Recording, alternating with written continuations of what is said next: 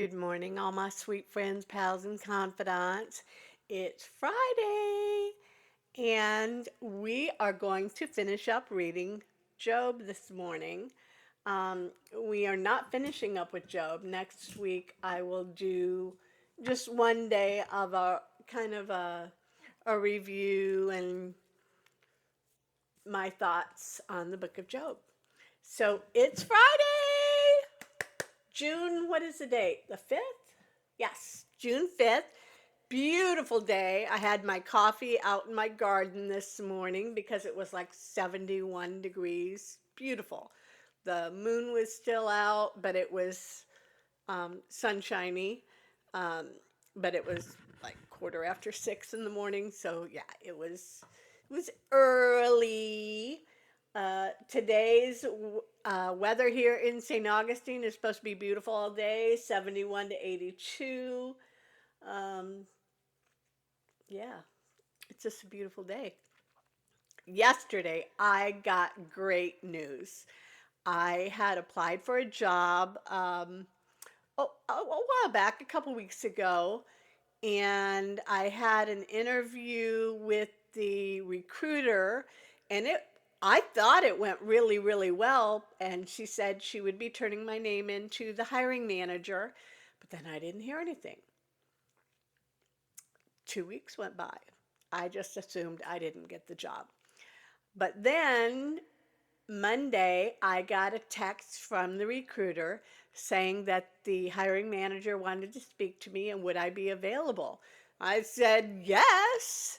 This is a part time job. It's not a nursing job, although it does help that I am a nurse. Um, Actually gets me a little more money than they're paying, not what I would normally get as a nurse. Actually, it's less than half of what I was making in the emergency room at Halifax. But that's okay. Money is not my main reason for wanting to get a job. Although the spending money, yes, but I don't need to make a ton of money. I would rather have a job that is not at all stressful and can make a little money than to go back into nursing and be really stressed out and make really great money. So this job is doing hearing screenings on newborns. Can you believe it? I would pay them to let me play with newborn babies. Really, truly. So I'm excited about that. I have a class on Sunday morning to update my CPR card because it expired. My basic life support cards expired in January, and I didn't realize it. My ACLS, Advanced Cardiac Life Support, is still good for another year. And I will probably go ahead and sign up within the next couple months for my pediatric life support. I've had it before, but not in a while. What's in your cup this morning? I already had a cup of coffee, and I really don't want to stress myself out with another cup of caffeine, so I'm drinking orange juice.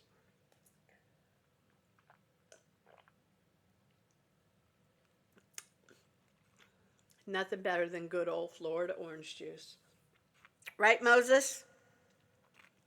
Moses thinks so too. So, and first thing I did this morning, as soon as I sat down, was spilled it all over my desk. Thank goodness my computer stuff was all okay. And I picked everything up fast enough that it didn't get soaked down. Um, okay, so where are we? I guess we're going to get right into Job, chapter 38. I hope you have your Bible. I'm going to be reading out of the NLT, New Living Translation. You can read out of any translation that you like, whatever feels more comfortable for you. This right now is my new favorite. I just bought my son a New Living Translation, and I think he likes it, my oldest son. So, here we go. Chapter 38. Then the Lord answered Job from a whirlwind. Don't you wish he would do that for you? Ugh, that would be amazing. Okay. Who is this that questions my wisdom with arrogant words? Who do you think you are, in other words? Brace yourself like a man because I have some questions for you, and you must answer them. God's laying it down. Where were you when I laid the foundations of the earth? Tell me if you know so much. Who determined its dimensions and stretched out the surveying line? What supports its foundations and who laid its cornerstones? As the morning stars sang together and all the angels shouted for joy, who kept the sea inside its boundaries as it burst from the womb? And as I clothed it with clouds and wrapped it in thick darkness, for I locked it behind barred gates, limiting its shores. I said, this far and no farther. Sorry. I said, this far and no farther will you come. Here your proud waves must stop. Have you ever commanded the morning to appear and caused the dawn to rise in the east? Have you made daylight spread to the ends of the earth to bring end to the night's wickedness? As light approaches and the earth takes shape like clay pressed beneath a seal, it is robed in brilliant colors. The light disturbs the wicked and stops the arm that is raised in violence. Have you explored the springs from which the seas come? Have you explored their depths? Do you know where the gates of death are located? Have you seen the gates of utter gloom? Do you realize the extent of the earth? Tell me about it if you know. Where does light come from and where does darkness go? Can you take each to its home? Do you know how to get there? But of course you know all this. You were born before it was all created, and you are so very experienced. Have you visited storehouses of the snow or seen the storehouses of hail? I have reserved them as weapons for time of trouble, for the day of battle and war. Where is the path and source of light? Where is the home of the east wind? Who created a channel for torrents of rain? Who laid out the path for lightning? Who makes the rain fall on barren land, in a desert where no one lives? Who sends rain to satisfy the parched ground and make up the tender grass tender grass spring up?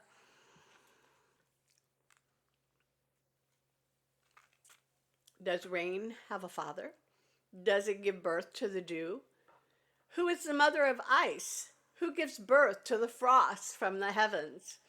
For water turns to ice as hard as rocks, and the surface of water freezes. Can you direct the moment of the stars, binding the clusters of the Pleiades, or loosening the cords of Orion?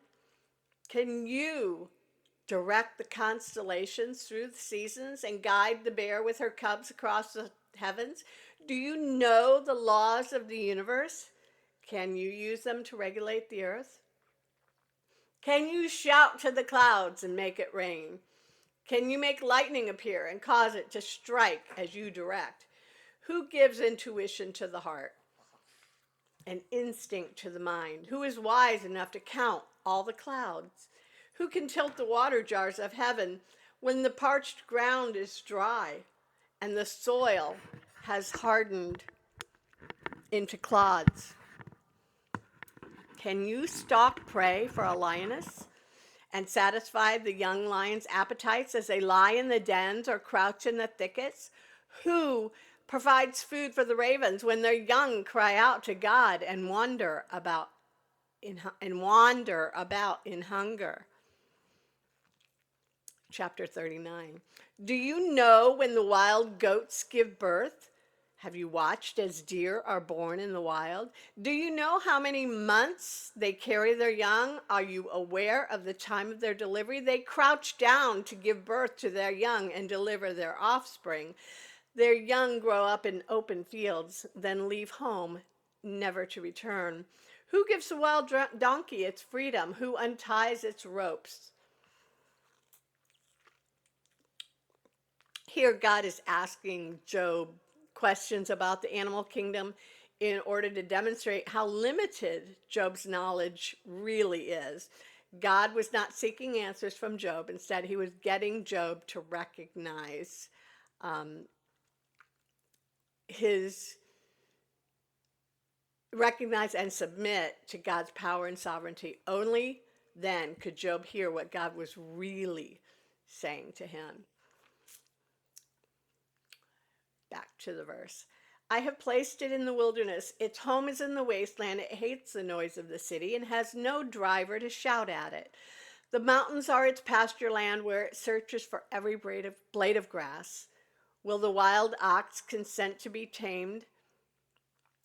Will it spend the night in your stall? Can you hitch a wild ox to a plow? Will it plow a field for you? Given its strength, can you trust it? Can you leave the trust of the ox to do your work? Can you rely on it to bring home your grain and deliver to your threshing floor? The ostrich flaps her wings grandly, but they are no match for the feathers of the stork. She lays her eggs on top of the earth, letting them be warmed in the dust. She doesn't worry that a foot might crush them or a wild animal might destroy them. She is harsh towards her young, as if they were not her own. She doesn't care if they die, for God has deprived her of wisdom. He has given her no understanding. But whenever she jumps up to run, she passes the swiftest horse with its rider. Have you given the horse its strength, or clothed its neck with a flowing mane?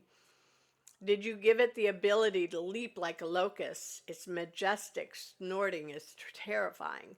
It paws the earth and rejoices its strength when it charges out to battle. It laughs at fear and is unafraid.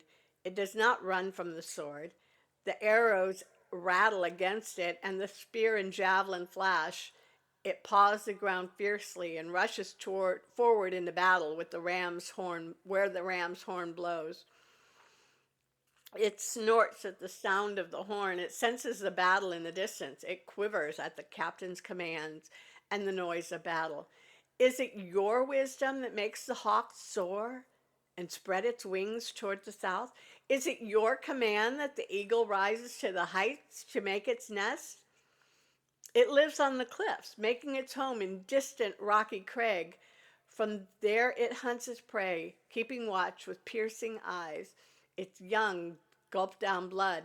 Where there's a carcass, there you'll find it. Chapter 40. Then the Lord said to Job, do you still want to argue with the Almighty? Are you God's critic? But do you have the answers? Job responds to the Lord,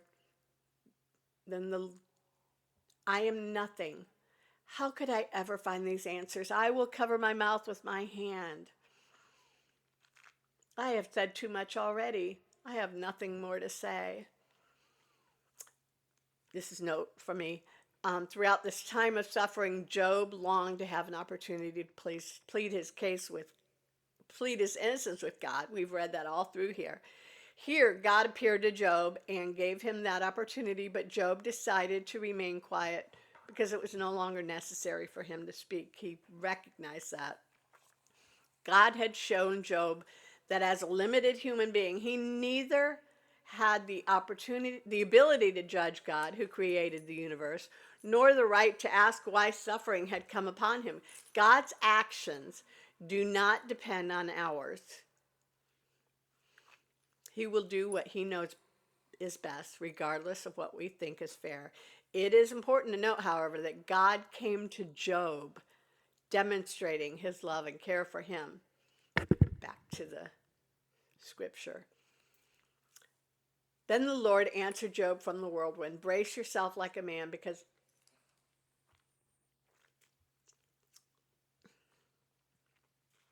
Okay, he just said that.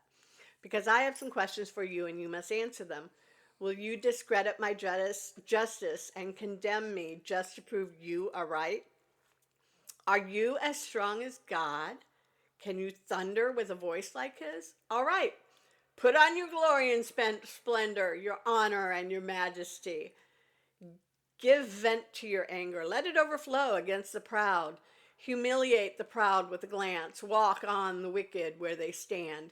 Bury them in the dust. Imprison them in the world of the dead. Then even I would praise you, for your own strength would save you.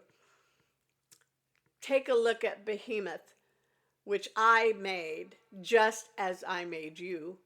It eats grass like an ox. See its powerful loins and the muscles of its belly?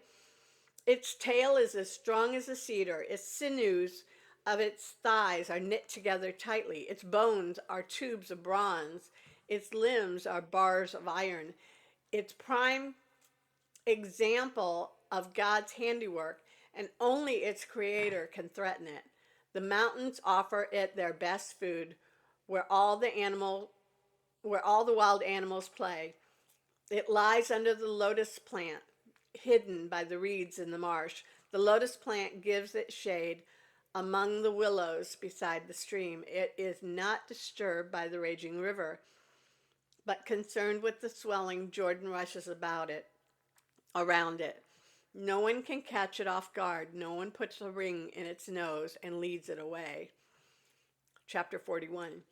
Can you catch the Leviathan with a hook or put a noose around its jaws?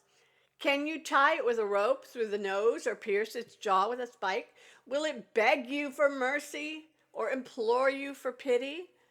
Will it agree to work with you, to be your slave for life? Can you make it a pet, like a bird, or give it your little girls to play with? Will merchants try to buy it and sell it in their shops? Will its hide be hurt by spears or its head by a harpoon? If you lay a hand on it, you will certainly remember the battle that follows. You won't try that again. No, it is useless to try to capture it. The hunter who attempts it will be knocked down. And since no one dares disturb it, who can stand up against me? Who has given me anything that I need to pay back? Everything, everything under heaven is mine. I want to emphasize Leviathan's limbs and the enormous strength and graceful form. Who can strip off its hide? Who can penetrate a double layer of armor? Who could pry open its jaws, for its teeth are terrible. The scales on its back are like rows of shields tightly sealed together. They are so close together that no air can get between them. Each scale sticks tight to the next. They interlock and cannot be penetrated. When it sneezes, it flashes light.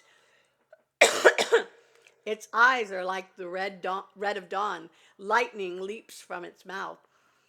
Flames of fire flash out. Smoke streams from its nostrils like steam from a pot heated over burning rushes. Just a note here. It says, while Behemoth lived on land, Leviathan was a sea creature. Whether a real or mythical animal, Leviathan is described as having thick scales like a crocodile, breathing fire like a dragon, and being tremendously strong. God asked Job rhetorically if he could catch and turn it into a pet. Job obviously could not catch or kill it.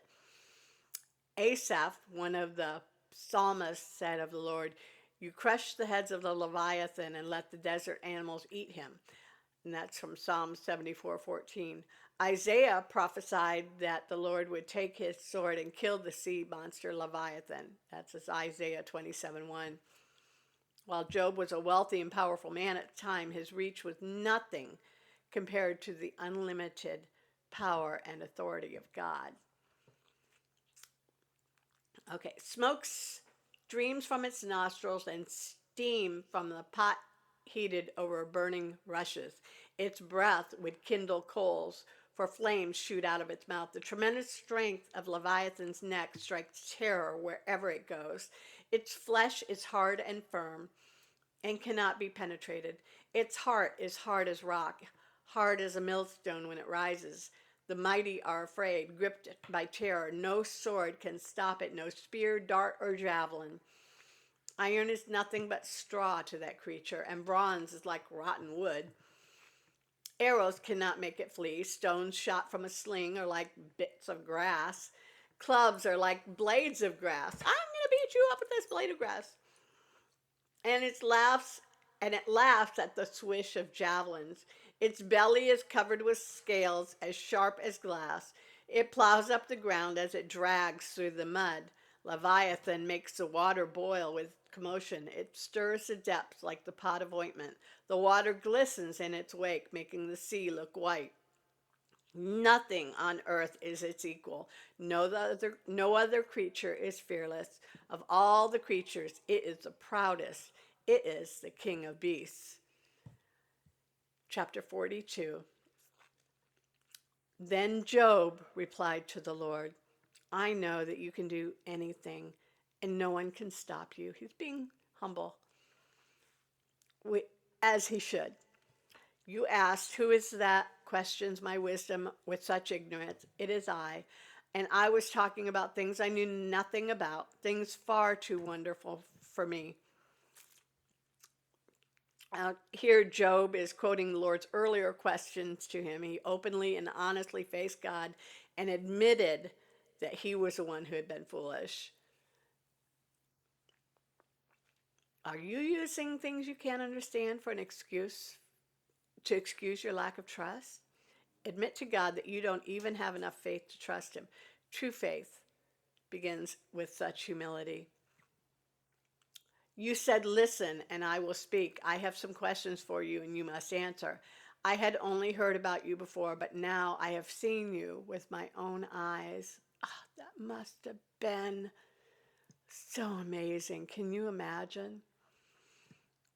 I take back everything I said, and I sit in dust and ashes to show my repentance. Verse 7. After the Lord had finished speaking to Job, he said to Eliphaz the Temanite, I am angry with you and your two friends, for you have not spoken accurately about me as my servant Job has. So take 7 bulls and 7 rams and go to my servant Job and offer a burnt offering for yourselves. My servant Job will pray for you, and I will accept his prayer on your behalf. I will not treat you as you deserve. So Eliphaz the Temanite, Bildad the Shuhite, and Zophar the Naamanite did as the Lord commanded, and the Lord accepted Job's prayer. When Job prayed for his friend, the Lord restored his fortunes. Job did what the Lord asked, and the Lord restored him. In fact, the Lord gave him twice as much as he had before. Then all his brothers and sisters and former friends came and feasted with him in his home. And they consoled and comforted him because all the trials the Lord had brought against him, and each of them brought him a gift of money and a gold ring. Bribery. So the Lord blessed Job in the second half of his life even more than in the beginning. And now he had 14,000 sheep, 6,000 camel, 1,000 teams of oxen, and 1,000 female donkeys. He also gave Job 7 more sons and 3 more daughters. He named his first daughter Jemima, the second Keziah, and the third Karen Hapuch. These are some names. In all the land, no women were as lovely as the daughters of Job. I must be a direct descendant. I'm kidding. And their father put them into his will along with their brothers. Job lived 140 years after that, living to see 4 generations of his children and grandchildren. Then he died, an old man who had lived a long and full life. Pretty cool, huh? So I'm going to ask you all a favor. Um, like I said, next time we meet, we'll do an overview of Job and my thoughts. But I'd like to know what you would like me to read next. What book of the Bible should we go to next? Please comment below. Let me know what you think or what you would like me to bring as a study. And we can do a real study. Okay. Oh, Moses. My arms are aching from this little boy. Well, Moses and I want to tell you have a wonderful weekend. We love you, don't we, Moses? Yes, we do. Yes, we do. I hope y'all have a wonderful weekend. Love you. Bye.